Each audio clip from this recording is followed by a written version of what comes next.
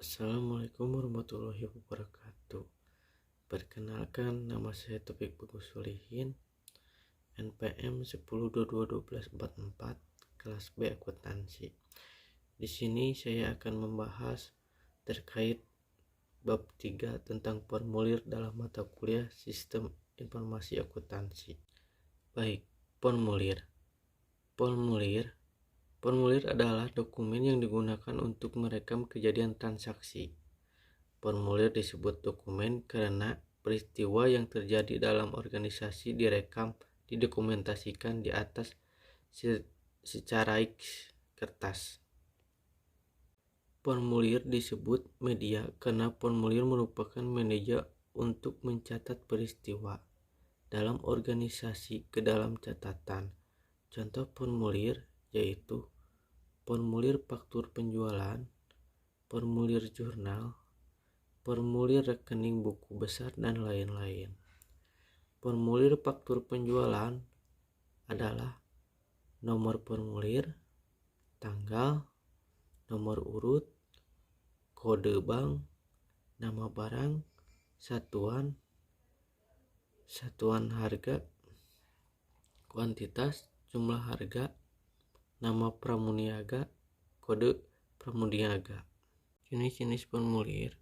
Formulir satu formulir dalam beberapa rangkap dengan isi yang sama.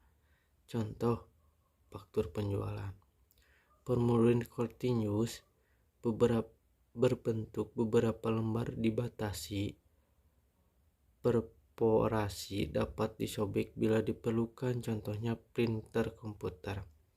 Formulir tanpa karbon, beberapa tembusan yang dapat diisi sekaligus tanpa kertas karbon, contohnya tiket pesawat. Formulir dengan tinta magnetis dapat dibaca oleh alat input untuk langsung diproses oleh komputer. Formulir optical character recognition atau ECR dalam bentuk angka huruf yang dapat dibaca alat input otomatis tiket transfer ke komputer.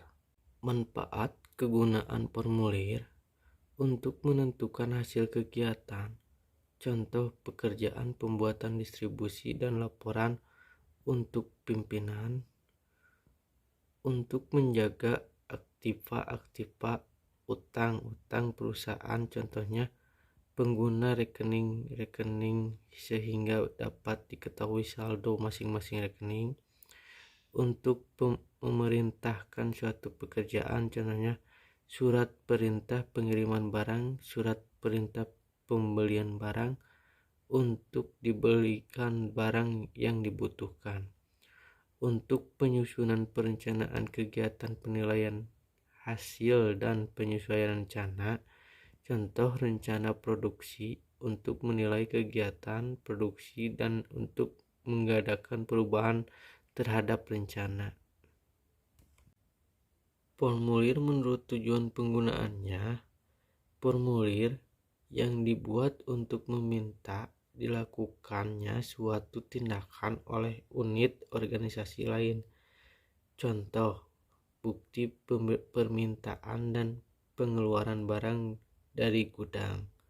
Formulir yang digunakan untuk mencatat tindakan yang telah dilaksanakan, contoh faktur pembelian, faktur penjualan, kartu jam kerja. Prinsip dasar dalam merancang formulir. 1. Memanfaatkan tembusan atau kopi formulir untuk memenuhi beberapa tujuan, sekaligus perlu dibuat beberapa formulir. Contohnya, faktur penjualan tunai dibuat rangkap. 2. Penghindaran duplikasi dalam pengumpulan data. Dalam mengumpulkan data, hindari pengumpulan data lebih dari satu kali. 3. Rancangan formulir yang sederhana dan ringkas. Dapat dihindari perekaman data yang tidak perlu. 4. Unsur internal cek dalam merancang formulir. Untuk menghindari kemungkinan kesalahan pengiriman formulir, perlu dimasukkan unsur internal check. Nama dan alamat perusahaan pada formulir. Untuk formulir yang dikirim keluar perusahaan perlu nama, alamat, logo, tujuan untuk memudahkan identifikasi formulir tersebut bagi perusahaan penerima. Nama formulir untuk memudahkan identifikasi dan biasanya menggambarkan fungsi formulir tersebut. Misalnya, formulir bukti permintaan barang dari gudang. 7. Nomor identifikasi pada setiap formulir. Nomor ini digunakan jika perusahaan menggunakan beberapa jenis formulir. Formulir besar untuk menghindari kesalahan pengisian formulir yang besar. Setiap garis diberi nomor unsur balik pada sebelah kiri maupun tepi kanan. Pencetakan garis pada formulir digunakan jika formulir tersebut akan diisi dengan tulisan tangan. 10.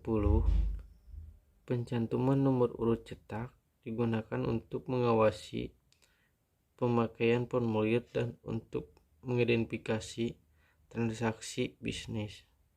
11.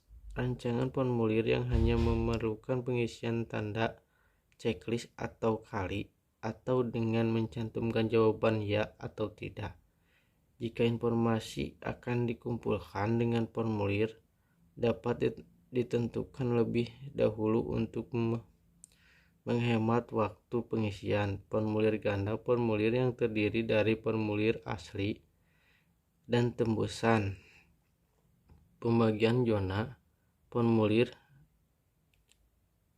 didasari beberapa blok 2 yang berisi logika yang berdata dan sempat terkait. Kapan formulir digunakan? Jika suatu kejadian harus dicatat. Contohnya formulir penjualan transaksi untuk mencatat transaksi penjualan setiap hari. Jika informasi tertentu harus dicatat berulang kali, contohnya setiap ada permintaan barang, bagian gudang akan menulis nama, spesifikasi, dan kuantitas barang. Jika kebutuhan untuk menetapkan tanggung jawab terjadi transaksi, formulir digunakan untuk menemukan pertanggungjawaban pelaku transaksi tersebut. Jika berbagai informasi saling berhubungan antara perlu disatukan dalam tempat yang sama. Untuk membeli barang, bagian perlu tanya bagian gudang, nama barang, spesifikasi, kuantitas, dan kapan barang diperlukan. Informasi yang diperlukan dalam merancang kembali suatu formulir yaitu terbagi menjadi 2. Yang bersangkutan dengan formulir itu sendiri, misalnya mengenai isinya, jumlah lembar, tembusan, dan jenis kertas yang digunakan. Yang bersangkutan dengan kegiatan penyediaan, pengisian, dan pencatatan informasi dari formulir tersebut. 2. Dokumen sumber dan dokumen pendukung. Dokumen sumber, dokumen yang dipakai sebagai pasar pencatat ke dalam jurnal atau buku pembantu. Sedangkan dokumen pendukung, dokumen yang melampirkan dokumen sumber sebagai bukti sahnya transaksi yang direkam dalam dokumen sumber.